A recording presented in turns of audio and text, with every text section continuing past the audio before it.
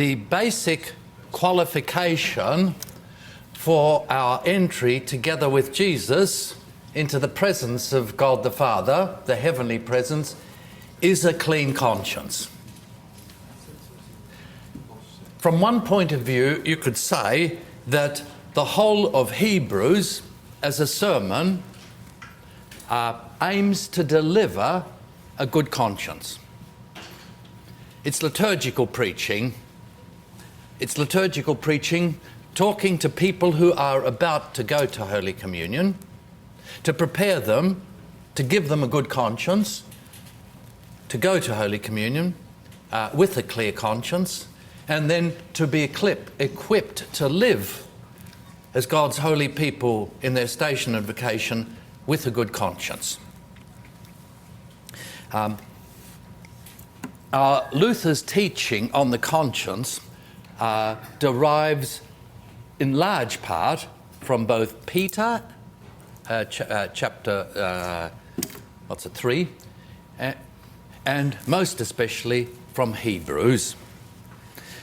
So we have been sprinkled from a bad conscience, an evil conscience, and that means that we then have a good conscience, and with a good conscience we are perfected for service together with Jesus as a high priestly brotherhood in the heavenly sanctuary. We've been cleansed for divine service.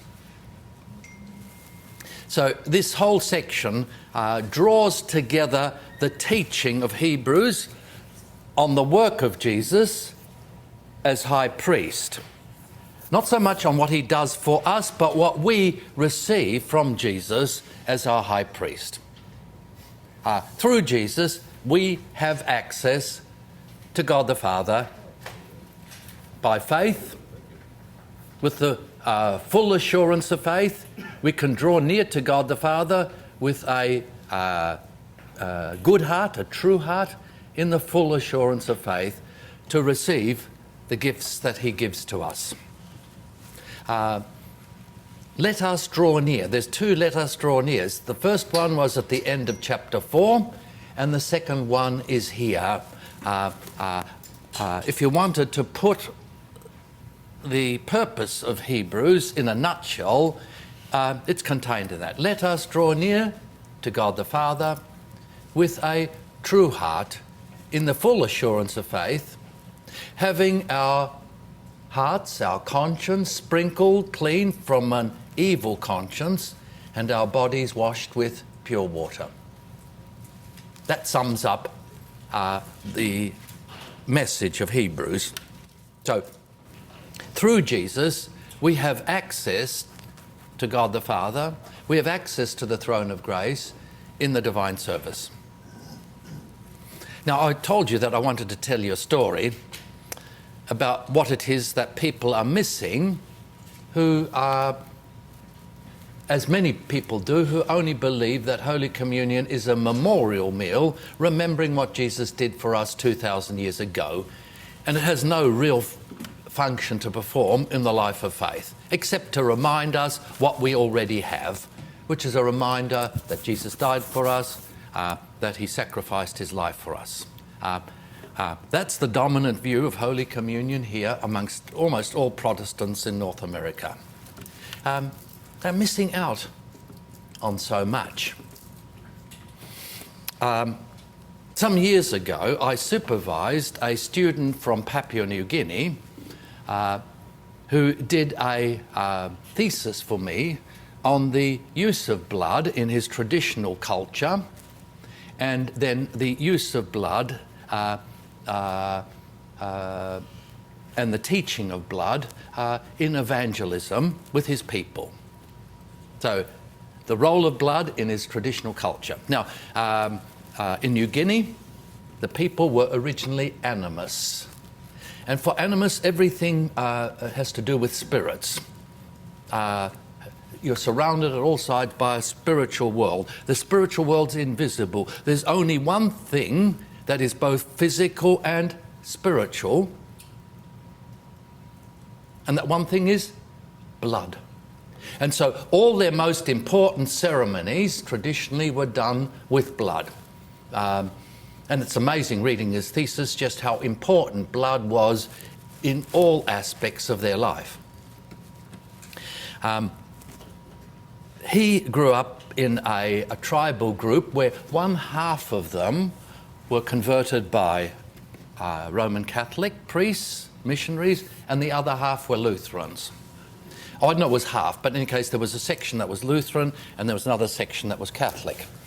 The Lutherans were astonished some years ago when a deputation came from their Catholic tribesmen on the other side, and they said they wanted to become Lutheran.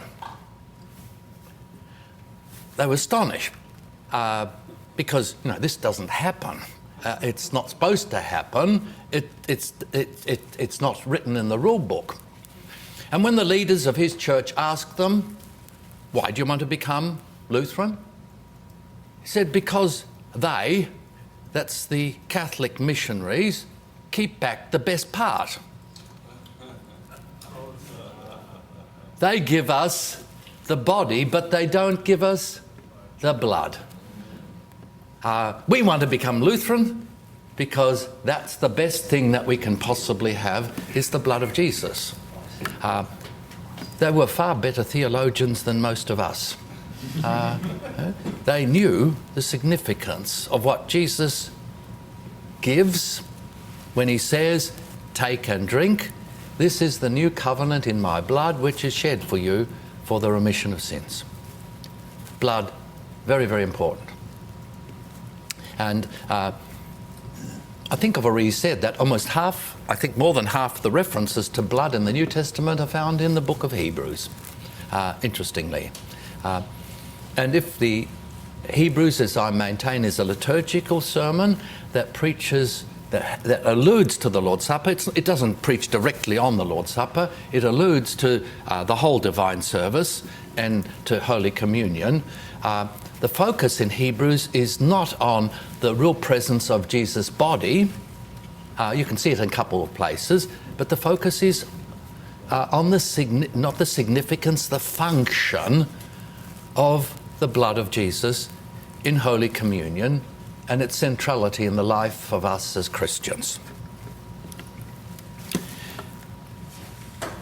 But now, yes, I might tell you another one of my favourite stories at the end. We'll move to the next section unless there's some questions on this. I just remember that one story you told about the woman. That's the one I want to tell. Okay, that's good. My favourite story that I tell all over the place and I'm never tired of telling. Oh, it's a wonderful. It's a wonderful story. Well,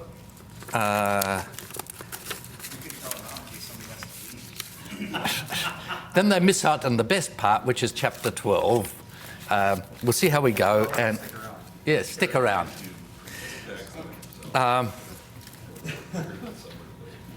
The sermon culminates in the depiction of two theophanies in chapter 12.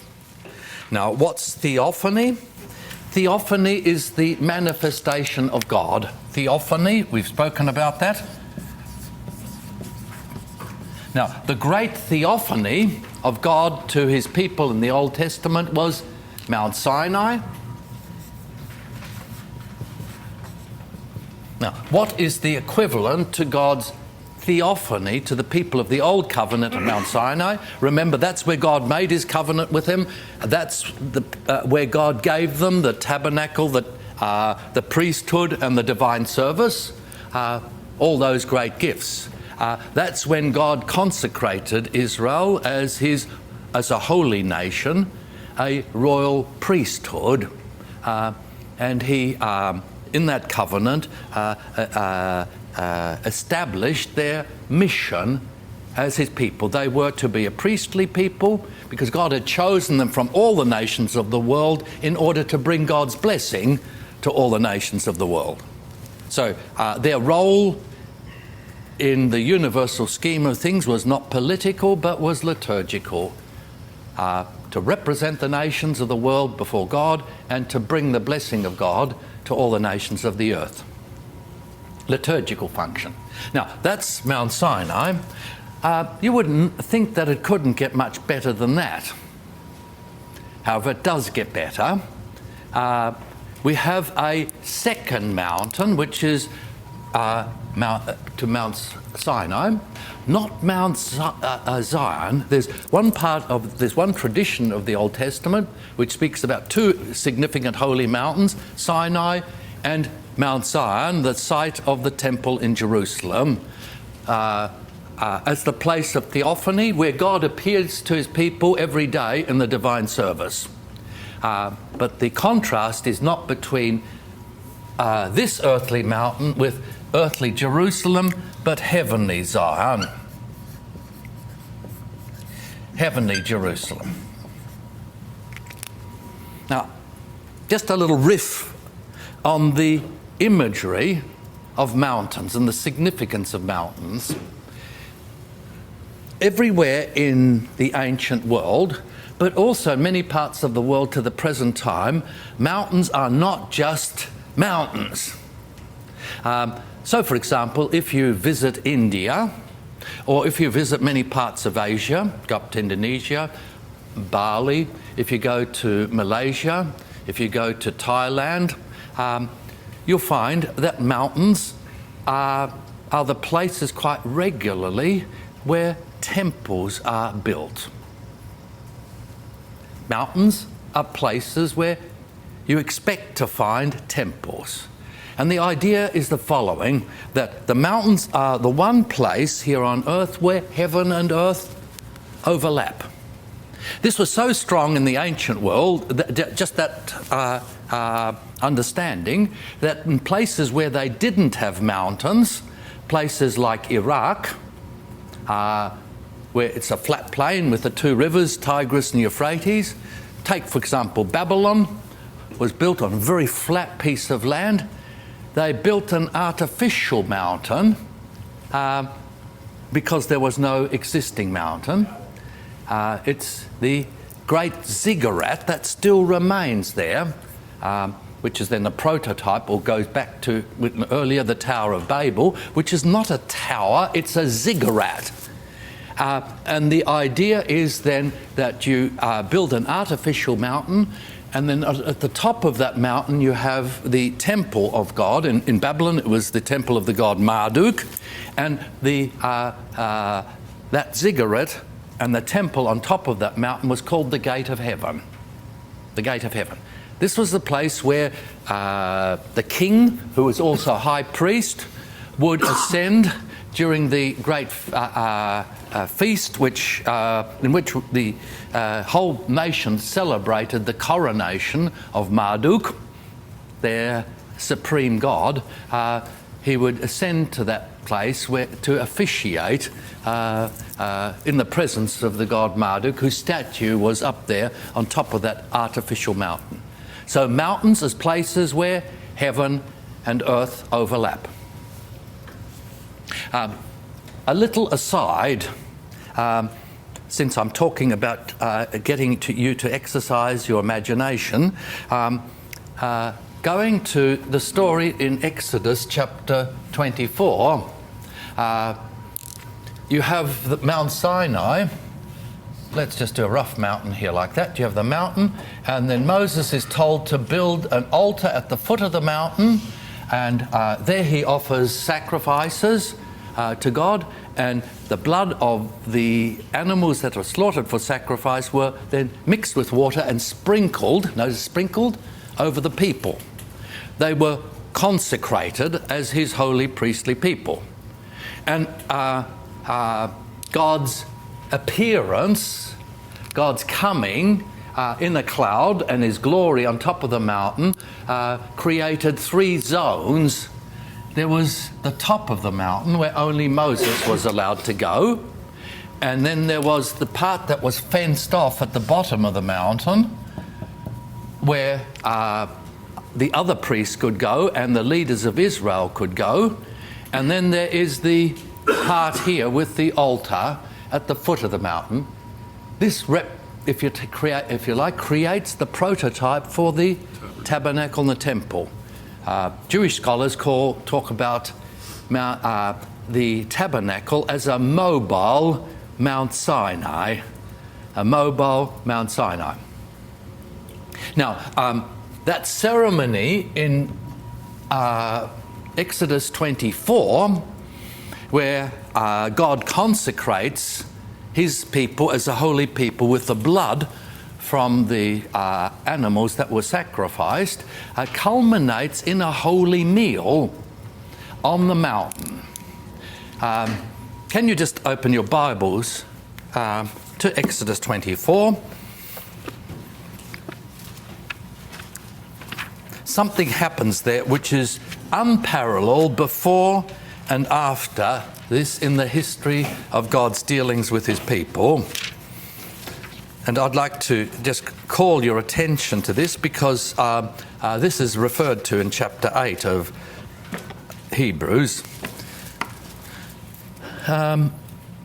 Let's pick it up at verse 6 of 24. I'm particularly interested in 9 to 11, but pick it up at verse 6. Could somebody read, please?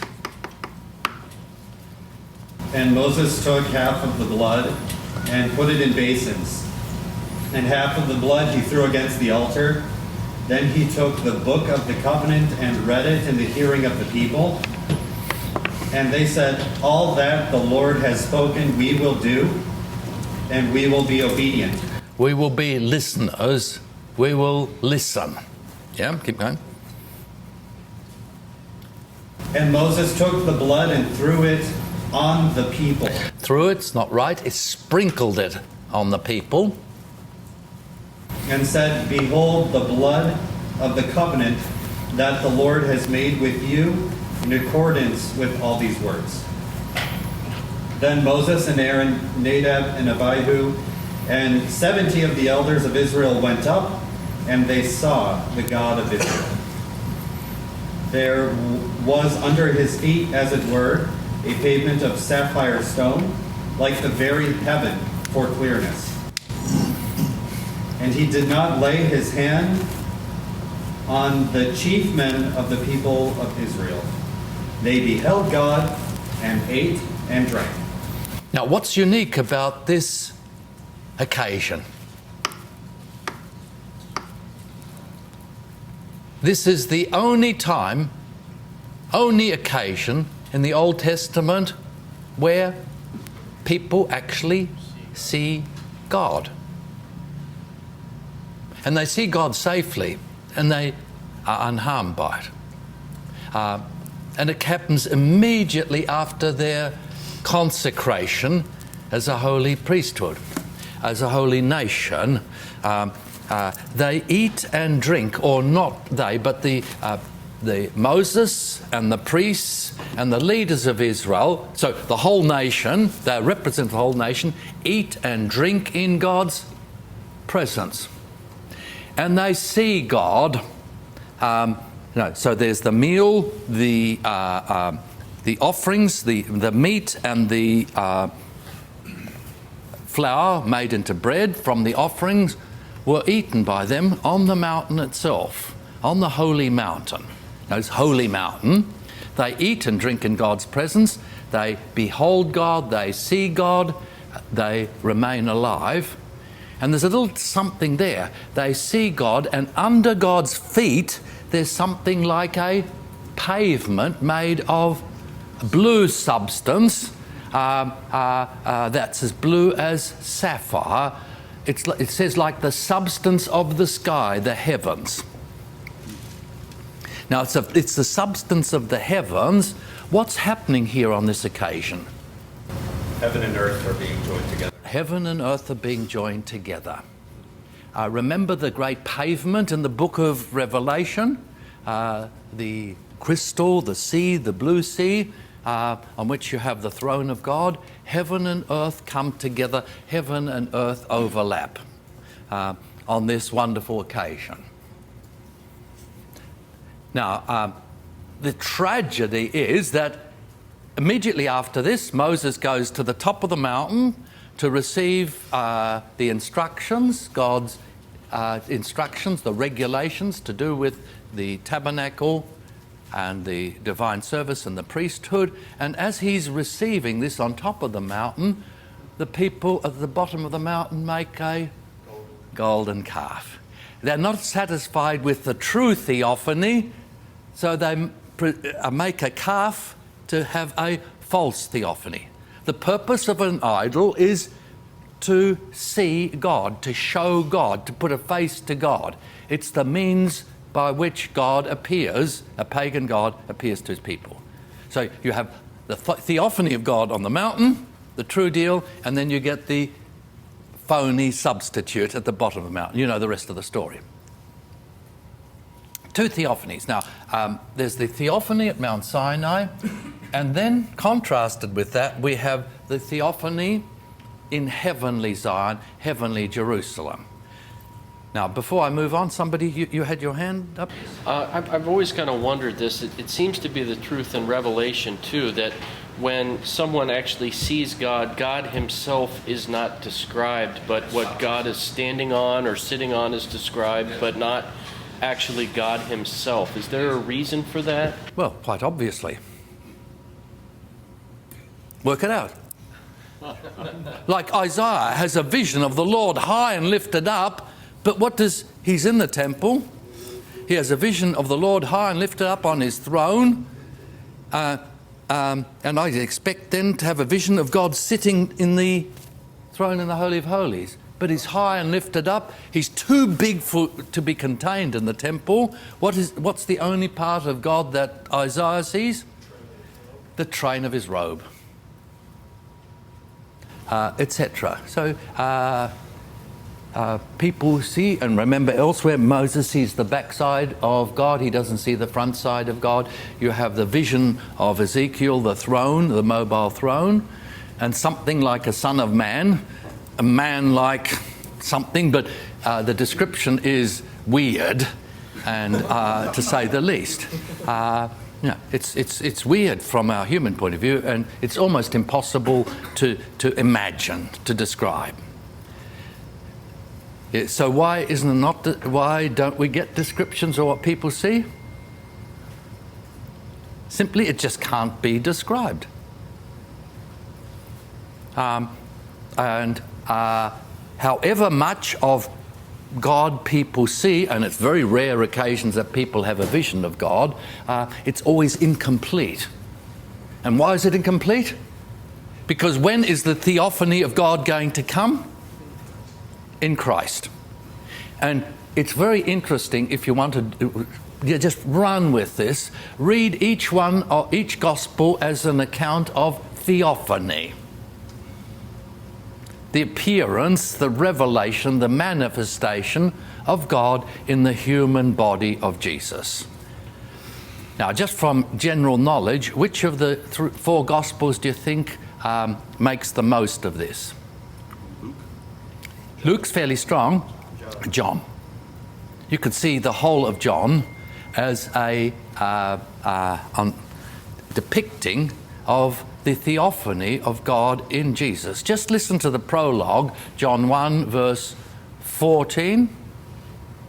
The Word became flesh and tabernacled, this stuff tabernacled among us, and now you get the funny thing, and who's the we? We have beheld his glory, the glory as of the only Son of the Father, full of grace and truth.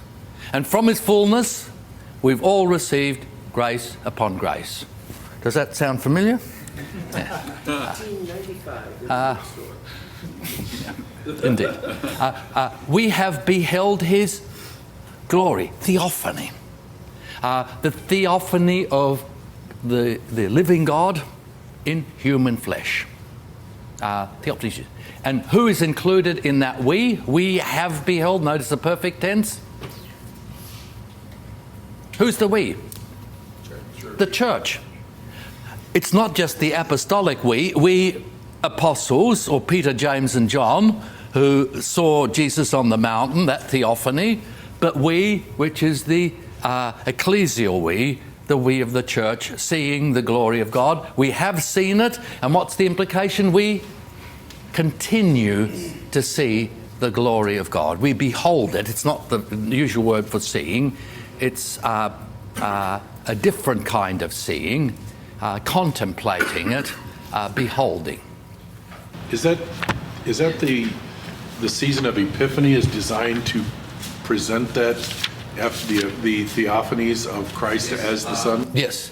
The whole of the Epiphany is, there's two words for theophany. One is theophania, and the other one is epiphania. And the emphasis, or the one is the showing of God, and Epiphany is the showing out of God. And God coming, the idea is that God comes to visit his people, to show himself to his people. So the whole season of Epiphany focuses around the Epiphany, the theophany of the living God, Father, Son, and Holy Spirit in the person of Jesus.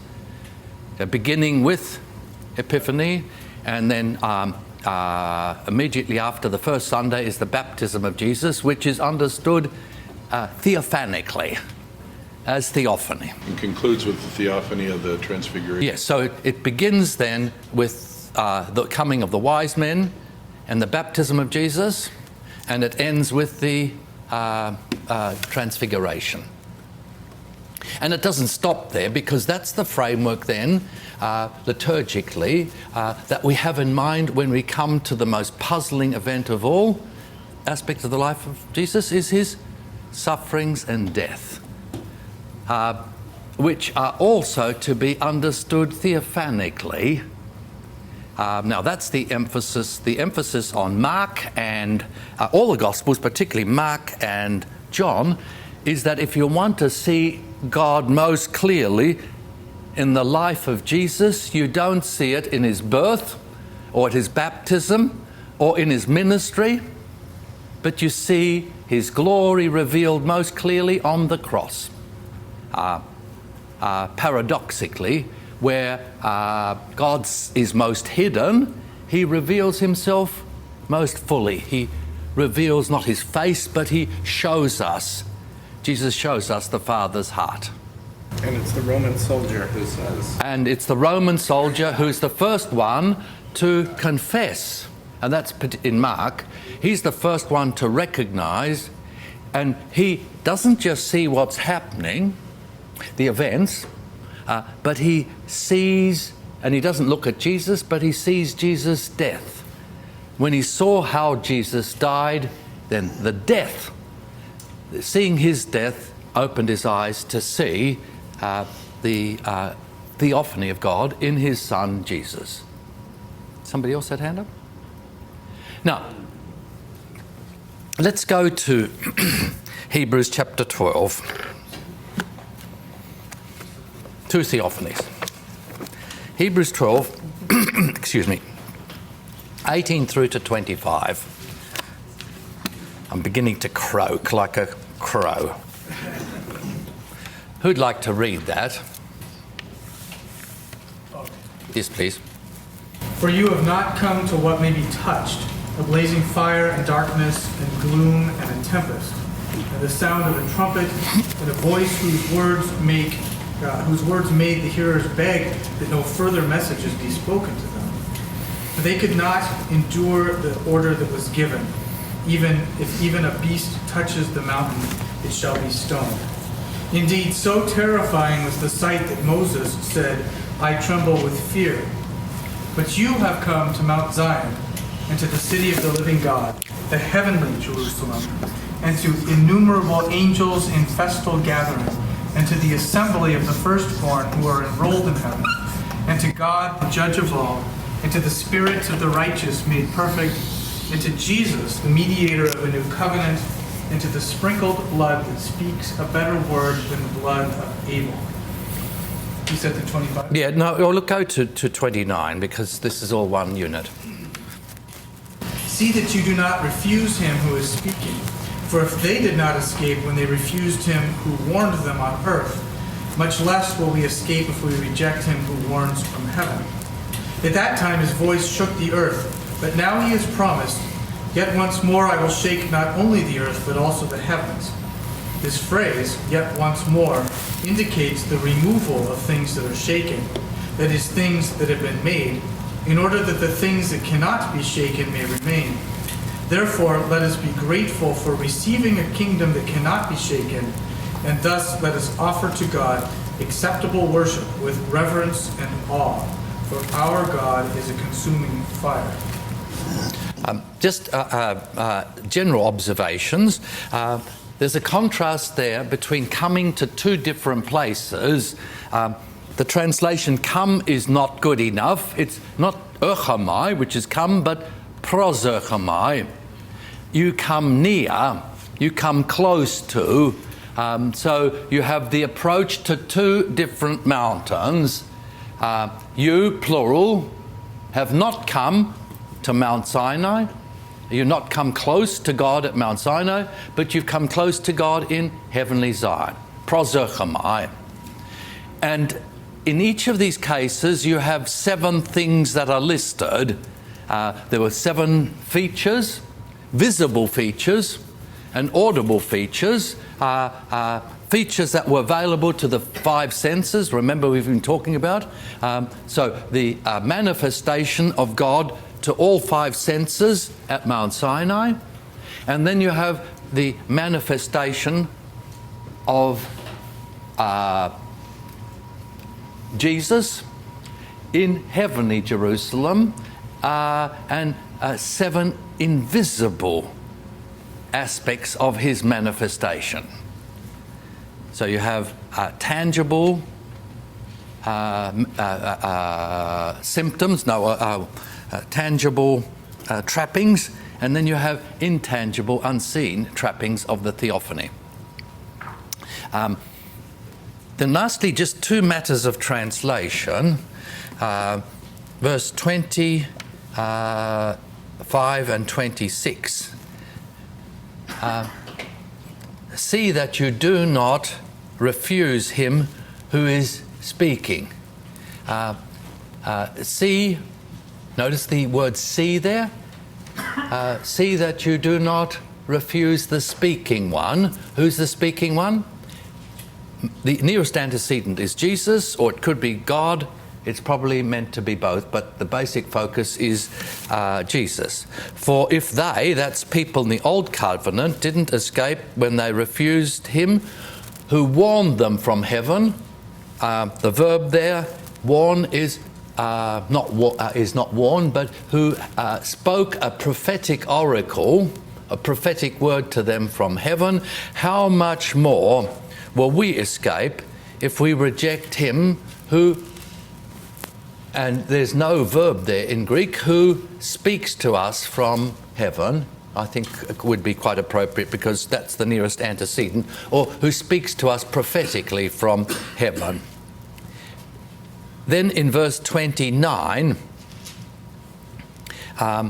you have a participle first, and this is the conclusion. Therefore, receiving a kingdom that cannot be shaken, let us have grace by which let us offer to God well-pleasing service with reverence and awe, for God is a consuming fire. So let us have grace, and by means of the grace of God that we have, let us offer to God God-pleasing service. Yes, please? In verse 25, the one who is speaking, could the antecedent be the better blood? Yes, it is that. And hence there is no, they refused to listen to the one who spoke the prophetic word to them from heaven, thinking of the 10 Commandments. Okay? Now, make sure that you do not refuse to reject him who speaks in this theophany from heaven here to us here on earth, the speaking blood. That's the nearest antecedent. Yep. So make sure you don't refuse to listen to Jesus, who speaks to you and speaks that gracious something better to you when you come to receive Holy Communion. Now, let's look closely, not closely because we don't have time to look closely, but just get the general picture. First of all, you have depicted the theophany of God at Mount Sinai. Now, what were the features of it? There were 7 fearful things, 7 fearful, tangible manifestations of God's presence, his inaccessible presence to people at Mount Sinai. And remember that the mountain is fenced off. And the basic message that the Israelites got was, you must not pass this fence. Don't come onto the mountain. The sanctuary, if you like, is fenced off. You mustn't transgress. This is forbidden. This is closed. This is taboo territory. And everything that happens there reinforces that. Okay, there are 7 manifestations. What are they? First of all, there's the tangible fenced-off mountain that keeps the people away from God and animals away from God. Then there's the blazing fire on top of the mountain. So notice you go from the bottom now up to the top. There's the blazing fire on top of the mountain, the fire of God's glory. Notice fire because we're going to have God's consuming fire soon. That blazing fire, however, is encased in darkness. You think of the mountain, okay? The fire is here at the top of the mountain. That's God's presence, his glory. Then there is darkness that covers the mountain. So the people can't even see the mountain, let alone see God on top of the mountain. There's darkness that covers the mountain. And the further you go to into the mountain, the darker it becomes. So you have general darkness, and then you get deep, deep, eerie darkness. And according to the end of chapter 20, we read that Moses goes to the deep darkness where God is. So paradoxically, you would think the closer that Moses got to God, the more he would come into the light. It's the reverse. The closer Moses comes to God, the deeper the darkness. So you have the general darkness, you have the glory, the general darkness, and you have then the deep, dark, black, thick darkness. Very interesting word there in Hebrew. The eerie gloom. And then there's a storm cloud that encases this. So as if this is not enough, okay, this is the mountain, and then you have a huge storm cloud that towers over and encases the mountain like a big thunderhead. And then, that's visually, you get the sound of a trumpet, or probably more accurately, in the Old Testament, the sound of a horn, sound of a trumpet. Now, what function do trumpets have in the ancient world? They're not that you don't play a tune with trumpets. It signals, so it can either signal alarm, danger is coming, watch out. More commonly, it's an announcement, a call for people to assemble in a particular place. So, for example, if this was the ancient world and if King Obama was coming to visit you here, you'd know about his coming because there would be this shrill trumpet that would be blown by the heralds that would come before him. So the trumpet announces the presence of God, that God has Yarav, he has come down from heaven to earth to meet with his people. So it's the call for the people to assemble at the foot of the mountain. So the trumpet. Notice, first of all, you have touch, a mountain that can be touched. Then you have this visual imagery, fire, 3 kinds of darkness. Now you get to the ear, the sound of the trumpets. Actually, it's the voice of the trumpet. And there's a bit of play there in Exodus. The voice of the trumpet is the voice of God. So you get the trumpet voice of God, which is also the thunder voice of God. And what does the theophany culminate in? God's voice. God's voice. So that's the last thing, and he speaks to whom? He speaks directly to his people at the foot of the mountain. And what words does he speak? It starts off in a nice way. He gives them his name. He introduces himself. I am Yahweh, your God. He commits himself to them who brought you out of the house of Egypt, out of the house of slavery. And then you shall have no other gods. You have the 10 commandments. So you have the commandments of God. So the theophany focuses on and concentrates, culminates in the speaking of the 10 commandments to the people. And what's their reaction to all this? Add all this together, the fenced-off mountain, the fire on top of the mountain, the darkness, the eerie gloom, the cloud, the trumpet, and the voice speaking the 10 commandments. They're terrified. It's a frightening place. So frightening that the people beg Moses to mediate. Okay? They don't want to listen to the voice of God because it's too fearful. It's a voice that gives them a guilty conscience. They can't stomach it. They can't bear it. They can't bear to listen to the voice of God. It's too terrible. It's too frightening for them to take in. So they appoint Moses as their mediator, the one who will listen to the voice of God and then tell them what God says. Okay, now that's the theophany on Mount Sinai. Notice that it culminates in the voice of God speaking the 10 commandments to them, speaking the law of God to them. Now, in contrast to that, we have the other theophany, and notice the contrast here, the 7 things, and I'll read it again. But you have come near, or you have come close, you have approached Mount Zion, the city of the living God, heavenly Jerusalem. Number 1.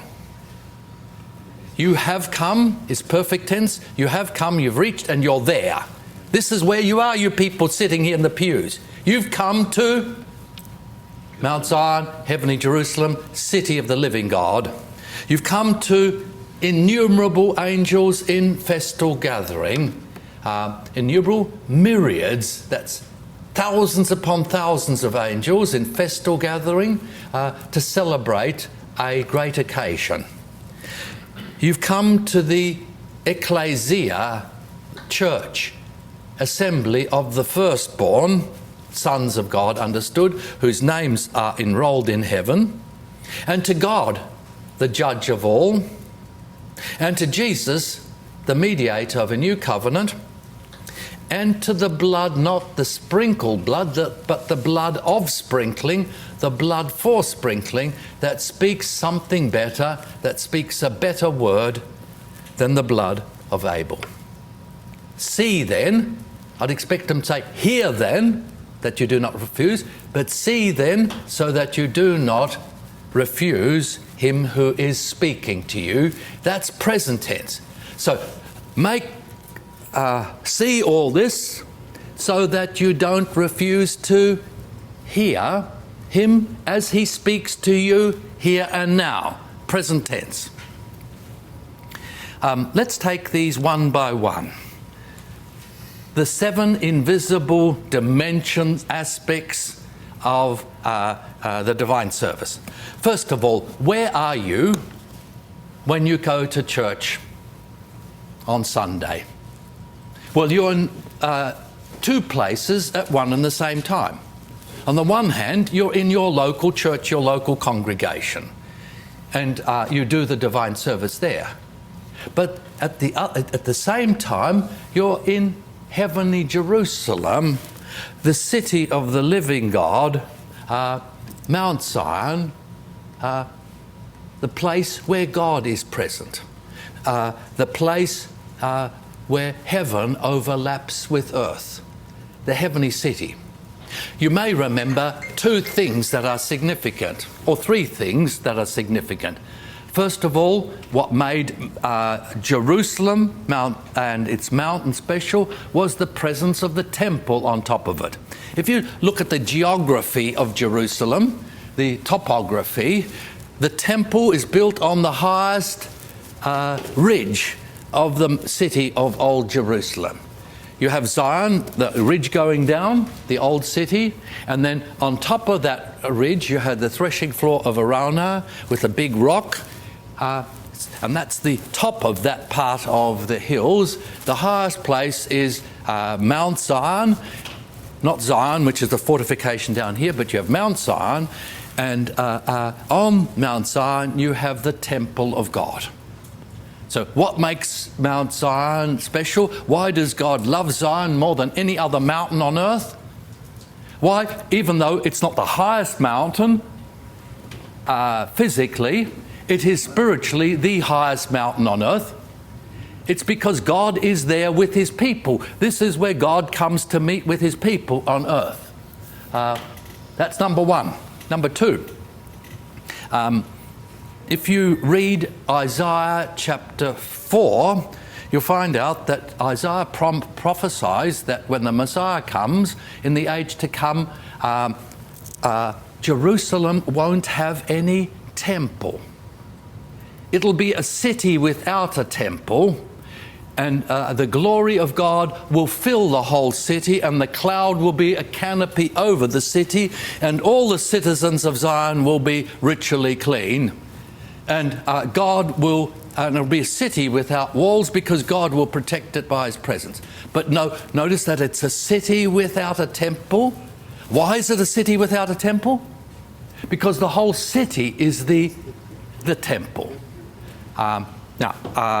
You begin to see that then further on in Isaiah, that's unfolded, and then this becomes very important for the vision of Isaiah. That's the second thing that you need to bear in mind. Thirdly, the great vision of Isaiah, which has to do with God's plan and purpose for his holy city, culminates in God's promise to create a new heavens and a new earth, and in this new heavens and this new earth he will create a new city of Jerusalem, heavenly Zion. So that's Isaiah chapter 55. Now, the preacher here in Hebrews says, what God has promised there in Isaiah has come true for you. You are in that heavenly city. You are standing on holy ground. You are in the presence of the living God here in this place. Secondly, surprisingly, who is all above you? In this place you are surrounded by... No. You are by millions or thousands upon thousands of angels who gather in festal assembly. Panegyris.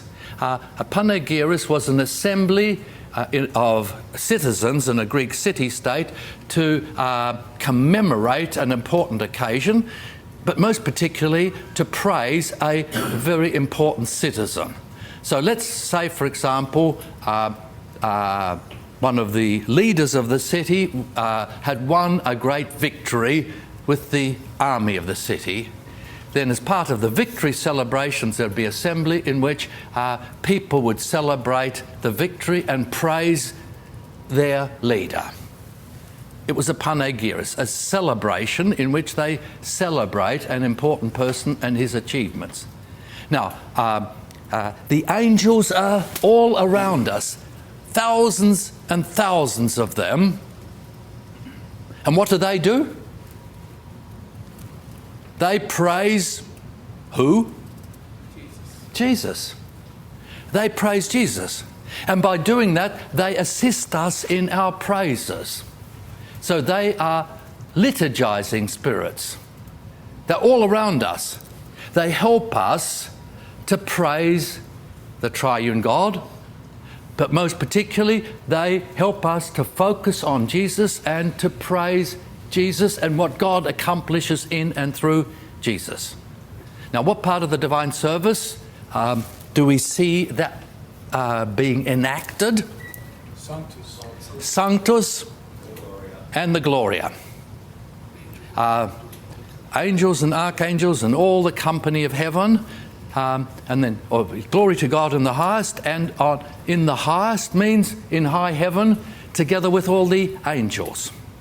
Okay, the angels join us, we join them. Now, in the Old Testament, Old Covenant, there was the teaching that there were two choirs. There was the heavenly choir, which were the angels, and there was the earthly choir, the temple choir in Jerusalem. As a result of the incarnation of Jesus, you have those two choirs becoming one choir, a single choir that consists of human beings and angels, which is rather nice to know, because if you're like me, you need all the help that you can get to sing properly. And sometimes it's not enough just to have good singers around you and musicians around you. The angels help us spiritually to praise, glorify the living God. That's number two. Number three, so if you imagine underneath us is holy ground. Above us are the choir of angels to assist us in our praises. All around us is the church, the assembly of God's firstborn sons, whose names are enrolled in heaven. They are fellow citizens with us of the heavenly city. Now, what does the assembly of God's firstborn sons consist of? Strictly speaking, God has only one firstborn son. Who's the firstborn son? Jesus. In the ancient world, the firstborn son inherited the entire estate of his father. And that's what Jesus does. Everything that belongs to his father is inherited by Jesus. But it doesn't stop there. Jesus is our brother, and he shares his inheritance fully with us. And because his inheritance is a spiritual inheritance, we all equally share in all the gifts that Jesus has. So everything that God has, he gives to Jesus.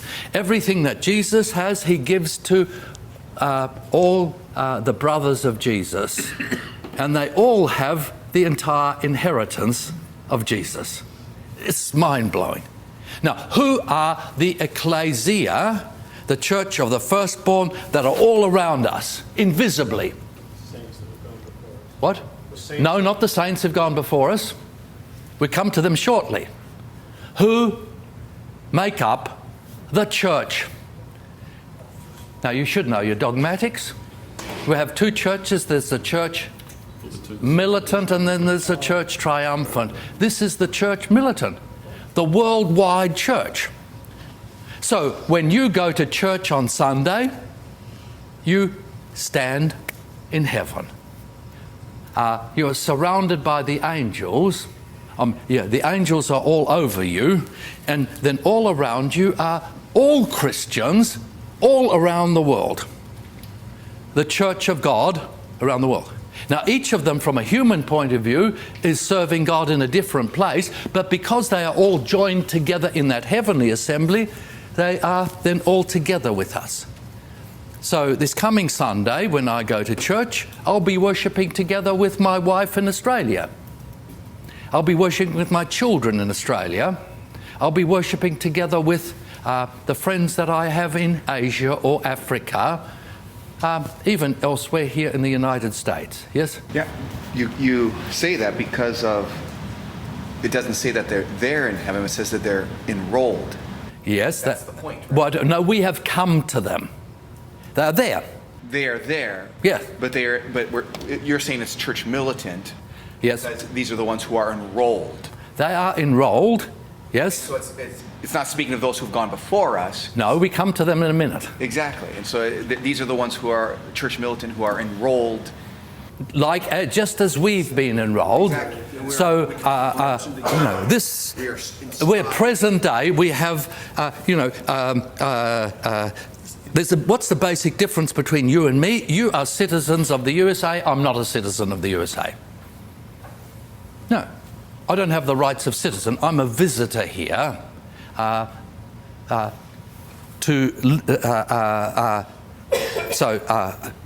If I wanted to live here and enjoy the inheritance that belongs to you as citizens of this country, I'd have to be naturalised. I'd have to become a citizen, and then I could enjoy all the benefits and have all the responsibilities of voting in the next election. Yes. You don't have that requirement here. Yes, well, it's different because voting for us is compulsory, because otherwise nobody would ever vote in Australia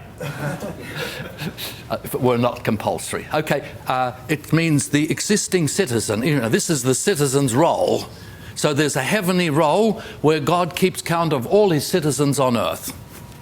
He doesn't have to keep count of all the citizens in heaven because they're there with him.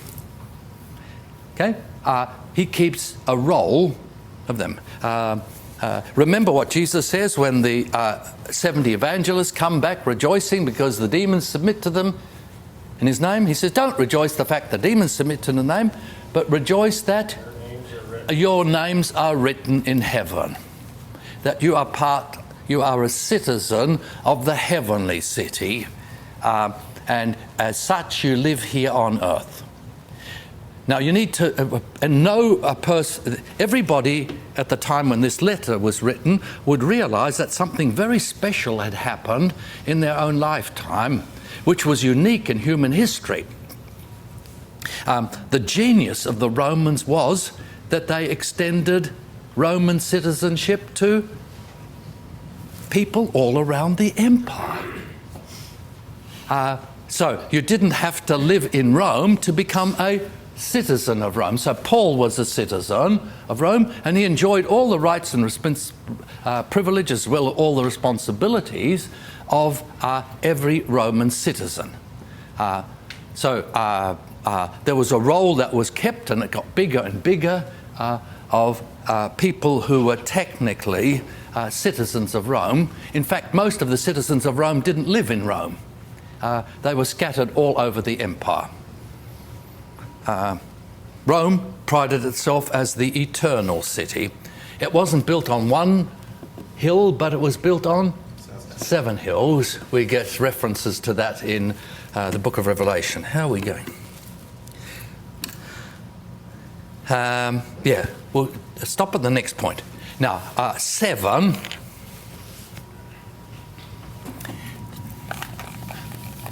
In the New Testament, everywhere, in Old Testament and contemporary literature, lists are very significant. Lists are a didactic device.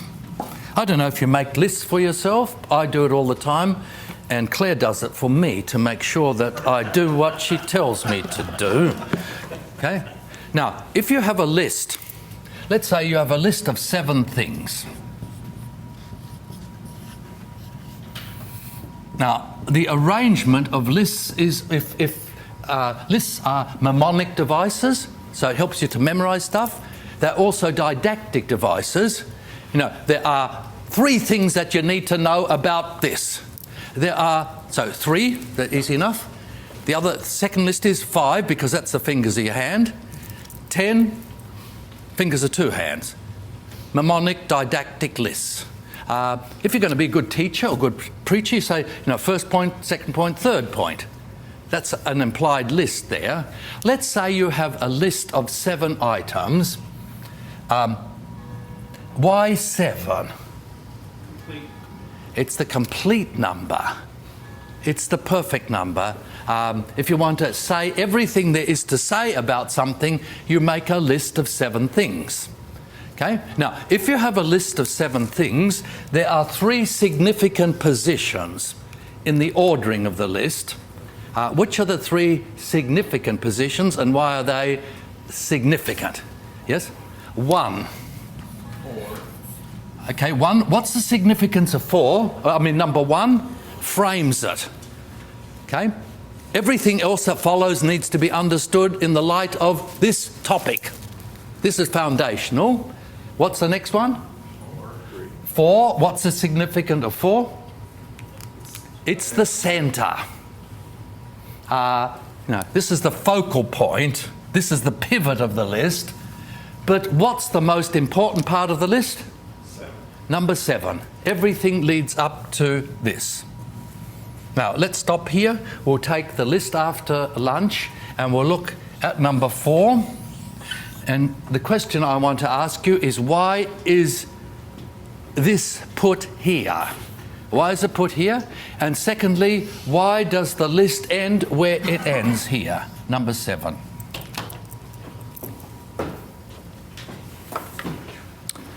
Now, who's leaving again? Okay, God bless, brothers. Thanks for coming here.